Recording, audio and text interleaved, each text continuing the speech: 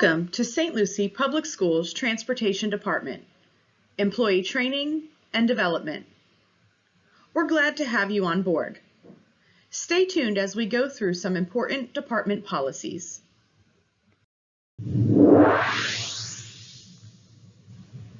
Transportation Policies, presented by Jimmy Hardison.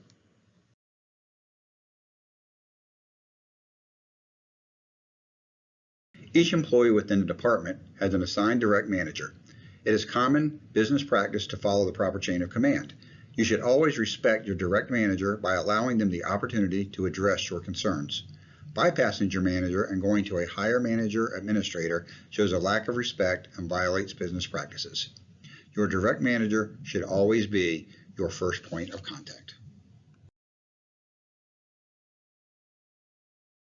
Transportation dress code. Examples of what is okay to wear. SOPS dress code policy. Section 6, Human Resources, Title, Staff Dress. Code 6.307. Personnel are required to wear appropriate clothing. Staff members should be aware that they serve as a role model for students. Examples of what is not okay to wear. List of not approved. Any open-toed shoes, Crocs, flip-flops, high heels, shower caps, short shorts or skirts, spaghetti straps, belly shirts, tank tops, offensive writing. Headphones. Headphones of any type are not permitted while working on a bus. This applies to drivers and aides.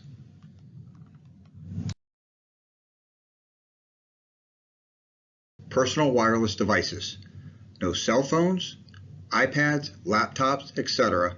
are to be used while operating a St. Lucie Public Schools bus or while students are on board. Undelivered students. Students in pre-K, kindergarten, and first grade cannot be released unless a known parent, guardian, or escort is at the stop to receive them. If you are unable to deliver a student due to the parent, guardian, or escort not at the bus stop, you have two options. If you want to circle back around, you can radio dispatch to attempt to contact the parent or guardian via phone. If you have to bring the student back to the assigned compound, the driver or aide from the assigned route must remain with the student until he or she is picked up.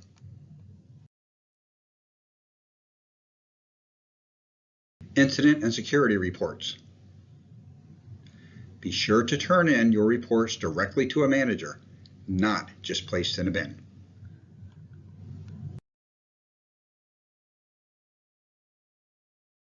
Minimum work requirements. All subs, drivers, and aides, there is a 3-day work requirement. All substitutes shall work a minimum of 3 days per week to remain an active substitute for St. Lucie Public Schools transportation.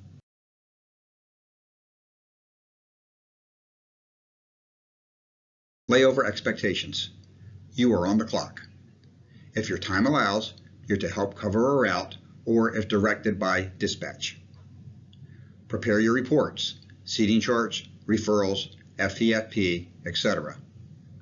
Sweep and clean your bus. Bathroom breaks. Please be sure to check your mailbox upon your arrival in the AM and PM. Important information is communicated via letter and placed in mailboxes.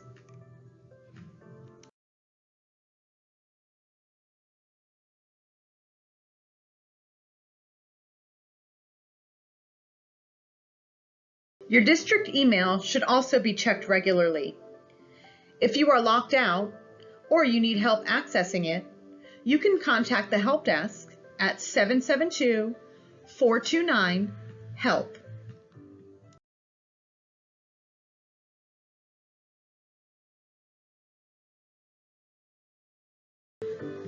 Remember, attendance matters.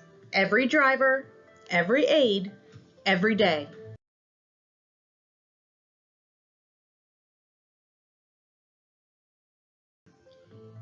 If you are going to be out or you're running late, you can contact any manager by any of the following forms below. If you are unable to get through to a manager, anyone from the contact center can relay the message over. It is imperative you contact us as soon as possible to give as much notice as possible so we have plenty of time to cover your route.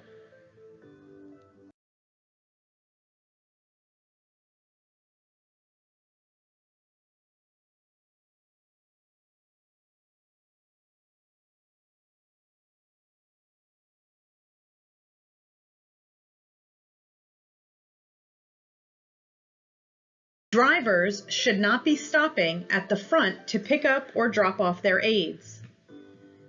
Aides are required to pre-trip and post-trip as described in your job responsibilities. Please do not block traffic at the front of the compounds. Do not enter, park, or block any areas in front of the garage bays.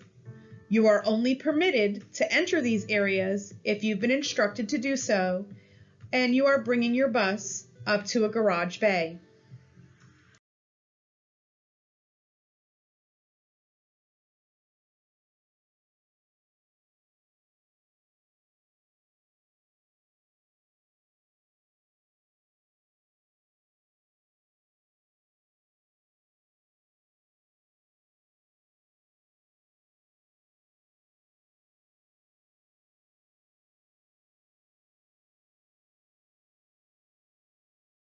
Double parking has been a large concern over the past school year.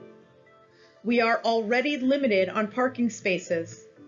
Be considerate of others and only use one parking spot. Do not block others in.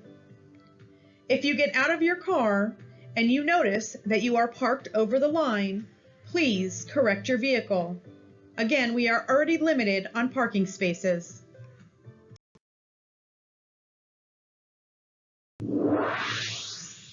Transporting Special Needs Students, presented by Nicole Habby.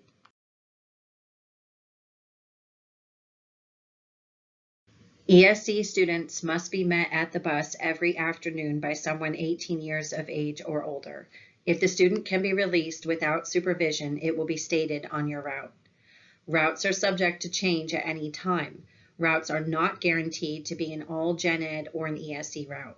We try to keep Gen Ed routes as such, but with the growing population and not having enough buses or staff to accommodate the growth, we must make exceptions. If a student on your route requires specific equipment, it is your responsibility to have it on the bus prior to leaving the compound. Don't assume the child will come with one. There are only a small number of students authorized to keep equipment at home. The parent must sign an equipment acknowledgement letter beforehand. Always keep a spare on your bus. Spare units cannot go home with the students. Vests do go with the students. If there is conflicting information on your route, for example, car seat and seatbelt, ask a manager or routing. Routing communicates equipment changes, not parents. Keep students in your sight. Get up occasionally to check on them, their seatbelts and straps, their belongings, etc. Talk to your students, get to know them. Don't play on your phone. Don't ignore students. Don't stare out the window or get sidetracked. Don't show favoritism.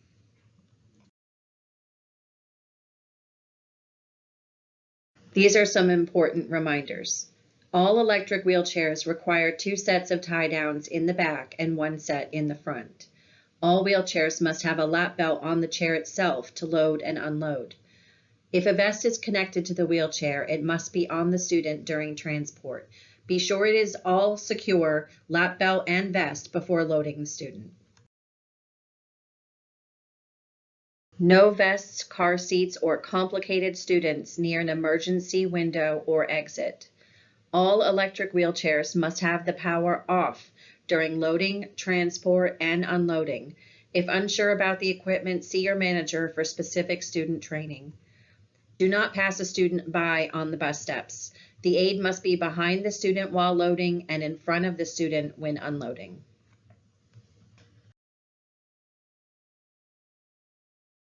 Do not release any ESE student without a visual of a parent or guardian. Keep the bus doors closed until you make the visual contact. Students that have aide monitor after or below their name cannot be released without an adult present, 18 years or older. They must come to the bus, not wave, open doors, windows, etc. A parent or guardian cannot okay the driver to release the student without an adult present. They will need to discuss with the school before this is approved. Here are some do's and don'ts for bus aides. Bus aides can equipment pre-trips, get on and off with students, use the radio for middays, clean the bus, and always wear your vest. Bus aides cannot get keys from dispatch, pre-trip the bus, start the engine of the bus, or use the phone while students are on board.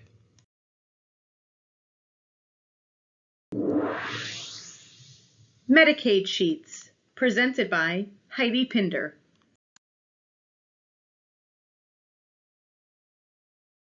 Medicaid bubble sheets is a mandatory process and is to be completed for each bus that transports ESE students that qualify for the Medicaid reimbursement program.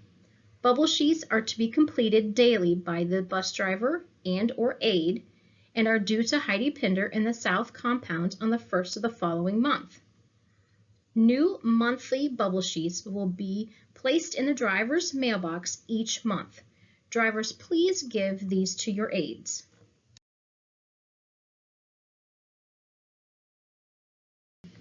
Here are some important reminders when filling out your bubble sheets. Use black ink only, no markers, gel pens, or pencils. Fill in the bubble for each day when the student rides your bus. If the student rode in the AM and PM, both AM and PM bubbles must be filled in. Initials are needed each day by the person filling in the form.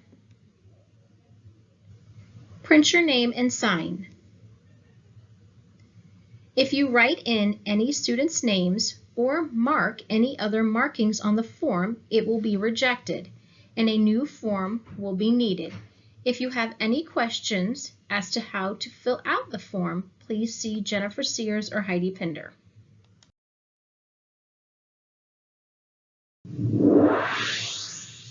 Student Management, presented by DeAndrea Miles.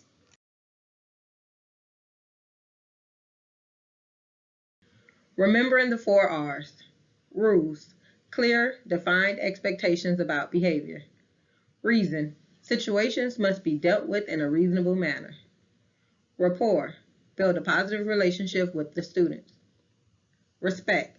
Treat students with respect so that they, in turn, will be more likely to treat you and the other students on the bus with respect. Each bus has the rules posted and students received a copy of the rules. It is our job to enforce the rules.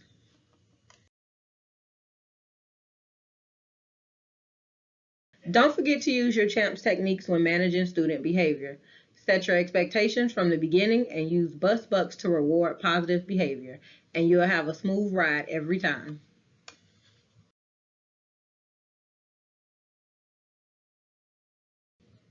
Here's a few steps to follow before writing a referral. Did you speak with the school staff for assistance? You can ask any administrator on the bus ramp and they can board the bus to assist you with student behavior. Did you contact the parent or guardian? You can call the parent or even send a note home regarding their behavior. Parents should be partners in managing student behavior. Did you ask your area manager for help? Don't forget, managers are an extra resource for us to help manage the behavior on the bus.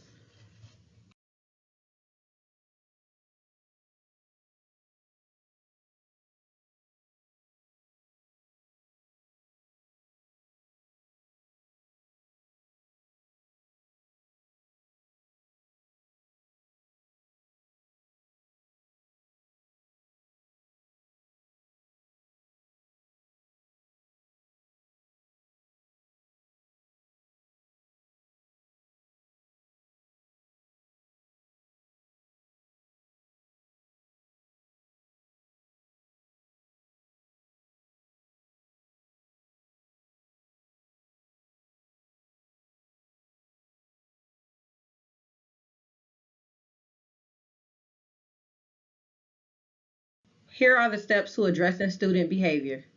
When the incident occurs, address it right away.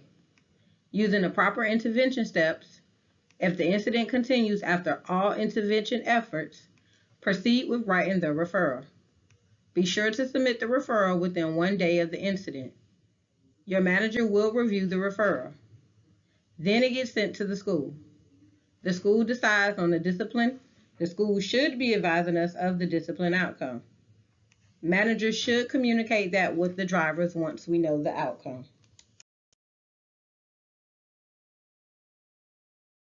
Do's and don'ts of writing referrals.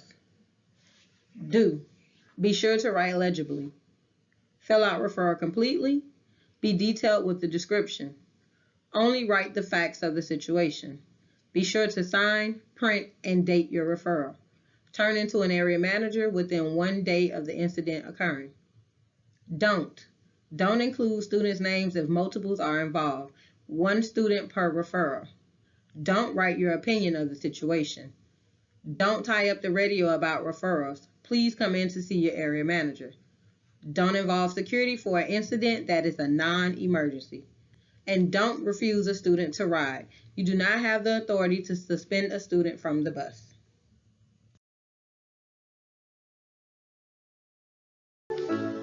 Let's review some common questions and answers.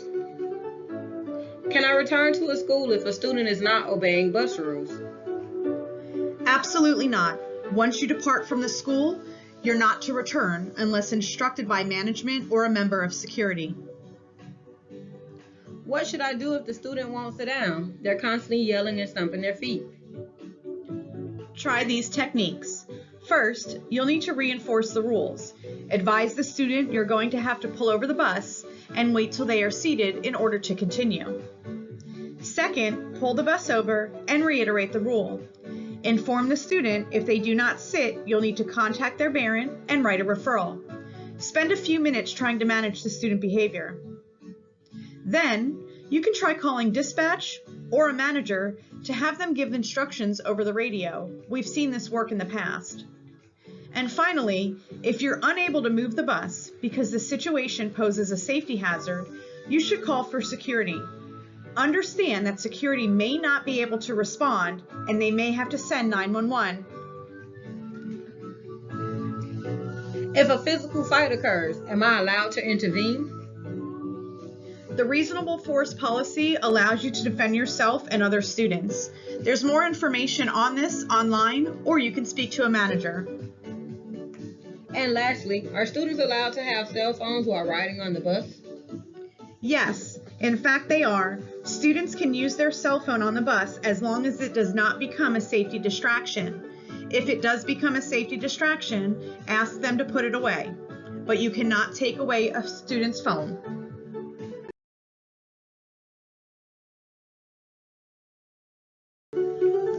Wait, I have more questions. Why doesn't security take the misbehaving students off the bus? School security officers assist the driver with de-escalating the student's behavior. Security will not remove a student unless the student becomes a safety threat to others on board. What type of issues does security respond to? Security will respond to anything that poses a safety threat. Again, if it's a student misbehaving, proceed with writing a referral and continue on your route. Don't contact security if it does not pose a safety threat. Well, what's a safety threat? A safety threat is anything that interferes with the safe operation of your bus.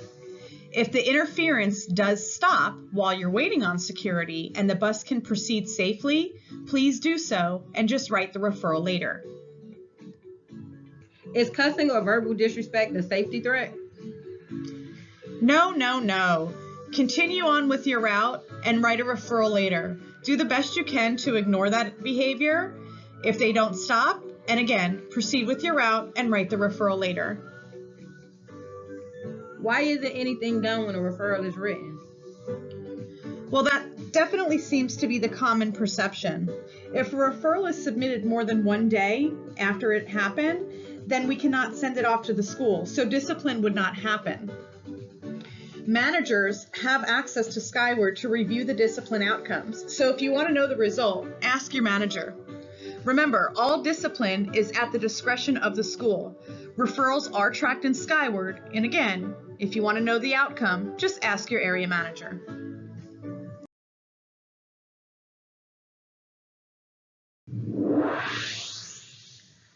Employee Expectations, presented by Mr. Prince.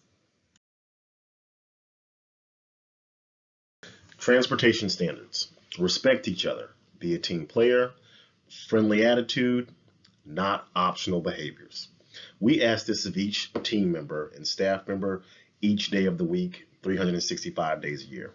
Showing general respect for each other is just a common practice so that we can all get along. It is exceptionally hard for students, parents, and faculty members to have a good work environment when we do not show general respect for each other. Being a team player.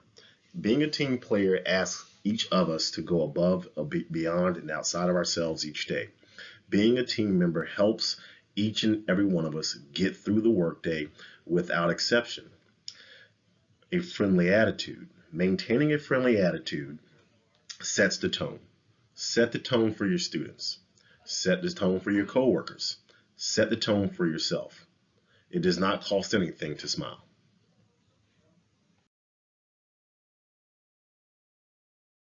Remember our team goal, to transport students to and from school safely. Our job is to protect students. Our job is to set the tone for their day. We start that with a friendly disposition when we greet them at the bus.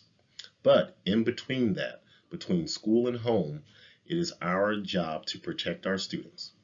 We are to help create a safe work environment for them to learn throughout their school day, starting by setting the bus rules on your bus and maintaining those standards throughout the school year.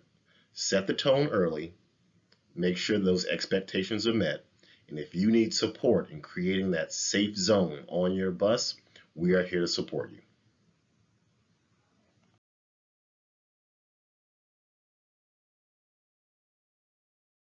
If attitude is everything, what does yours say about you?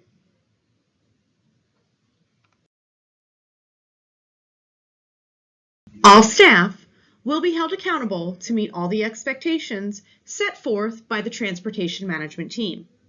Failure to meet these expectations may result in disciplinary action up to and including termination of employment.